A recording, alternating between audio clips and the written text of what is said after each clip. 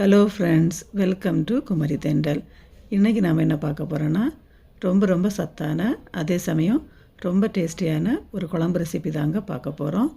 இது எப்படி பண்ணுறதுன்னு பார்க்குறதுக்கு முன்னாடி நீங்கள் இன்னும் நம்ம சேனலை சப்ஸ்கிரைப் பண்ணலைன்னா குமரி தென்றல் சேனலை சப்ஸ்கிரைப் பண்ணிக்கோங்க. மறக்காமல் பக்கத்தில் இருக்கிற பெல் ஐக்கானையும் கிளிக் பண்ணிக்கோங்க. அப்போ தான் நான் போடுற ஒவ்வொரு வீடியோவும் உடனுக்குடன் உங்களுக்கு வந்து சேரும். வாங்க இப்போ இந்த குழம்பு ரெசிபி எப்படி ரெடி பண்ணுறதுன்னு பார்க்கலாம். இது ரெடி பண்ணுறதுக்கு நான் இன்றைக்கி 1/2 kg மாதிரி வெள்ளை பூசணிக்காய் எடுத்துகிட்ருக்கிறேன். இப்போ இதை சின்ன சின்ன பீஸாக இந்த மாதிரி கட் பண்ணி எடுத்துடலாம். இந்த மாதிரி கட் பண்ணதுக்கப்புறமா இதுக்கு உள்ளாடி இருக்கிற இந்த விதைகளை நம்ம நீக்கிடணும். இந்த மாதிரி விதைகளை எல்லாம் சுத்தமாக நீக்கினதுக்கப்புறமா இதில் இருக்கிற தோலையும் நம்ம ரிமூவ் பண்ணி எடுத்துடலாம்.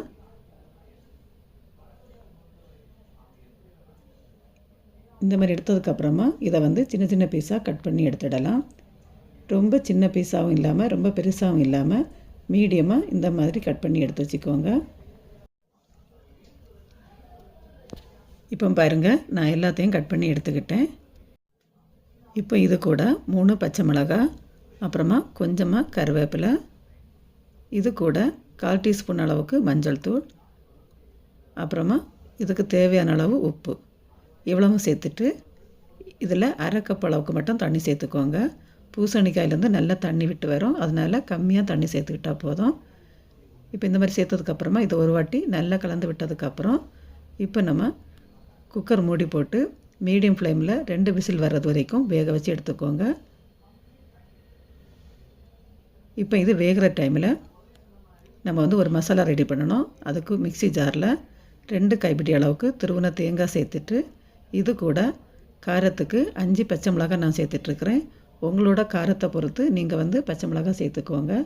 இது கூட கொஞ்சமாக கருவேப்பிலை, அப்புறமா 1/2 டீஸ்பூன் அளவுக்கு சீரகம், இது கூட 1/2 டீஸ்பூன் அளவுக்கு கடுகு, இவ்வளோ சேர்த்துட்டு கொஞ்சமாக தண்ணி சேர்த்து இதை நல்லா அரைச்சி எடுத்துக்கோங்க.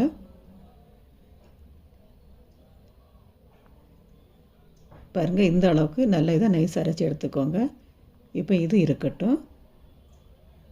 இப்போ நான் 100 ml மாதிரி தயிர் எடுத்துகிட்ருக்கிறேன். இப்போ இந்த தயிரை கட்டி இல்லாமல் நல்லா இந்த மாதிரி விஸ்கு இல்லைன்னா கரண்டி வச்சு நல்லா கலந்து எடுத்துக்கோங்க. கட்டி எதுவுமே இல்லாமல் எடுத்துக்கோங்க. இப்போ இதுவும் இருக்கட்டும்.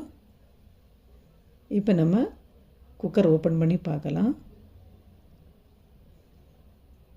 பாருங்கள், பூசணிக்காய் ரொம்ப நல்லாவே வெந்து வந்துட்டுருக்குது. இந்த அளவுக்கு நல்லா வெந்து வரணும்.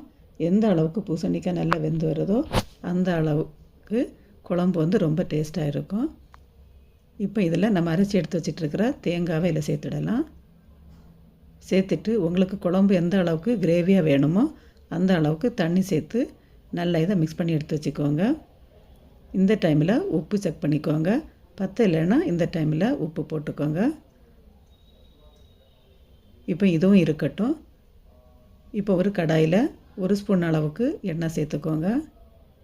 சேர்த்துட்டு கொஞ்சமாக கடுகு, அப்புறமா 1/4 டீஸ்பூனுக்கு கம்மியாக வெந்தயம் சேர்த்துக்கோங்க. இது கூட 2 காஞ்ச மிளகாவை இந்த மாதிரி கட் பண்ணிவிட்டு சேர்த்துட்டு கொஞ்சமாக கருவேப்பிலை, இவ்வளவும் சேர்த்ததுக்கப்புறம் இந்த கடுகு வெந்தயம் எல்லாம் நல்லா பொரிஞ்சு வரட்டும். இந்த அளவுக்கு நல்லா பொரிஞ்சு வந்ததுக்கப்புறமா நம்ம கலந்து வச்சிட்டு இருக்கிறத இதில் சேர்த்துடலாம்.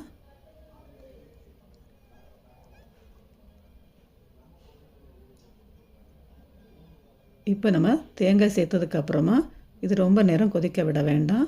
1 நிமிஷத்துக்கு மட்டும் இதை கொதிக்க வச்சாலே போதும்.